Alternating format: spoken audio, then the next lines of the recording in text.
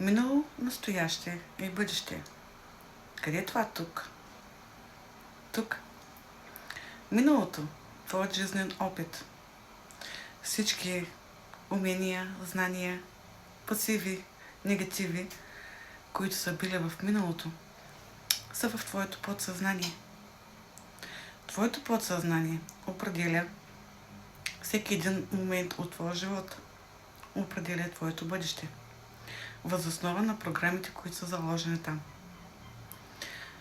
По този начин ти оставяш избора за твоето бъдеще на своето минало. Ако сега, в този момент, ти избереш да промениш своето бъдеще, да бъде по-различно и по-добро, е нужно да направиш само едно нещо. Да промениш твоето минало. Не можеш? Аз мога да ти помогна, за да променим твоето минало. Така ще променим и твоето бъдеще. Да бъде по-добро и по-позитивно. Да бъде в синхрон с твоите желания и намерения за един по-добър и достоен живот. Ще се опитам да ти обясня. Ако в твоето подсъзнание има една негативна програма, и така, да продължим.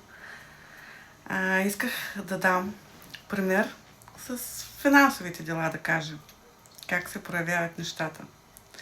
Ако в твоето подсъзнание има негативна програма за финанси, за загуба, за, да кажем, не можеш да намериш подходяща работа, не можеш да намериш подходящи партньори или така нататък, тази негативна програма ще се включва всеки път, когато ти се опиташ да предприемеш някаква нова дейност или работа.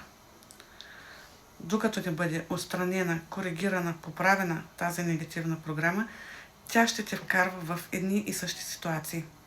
През определен период или при определено събитие тя ще се включва и ти ще имаш финансови загуби от това.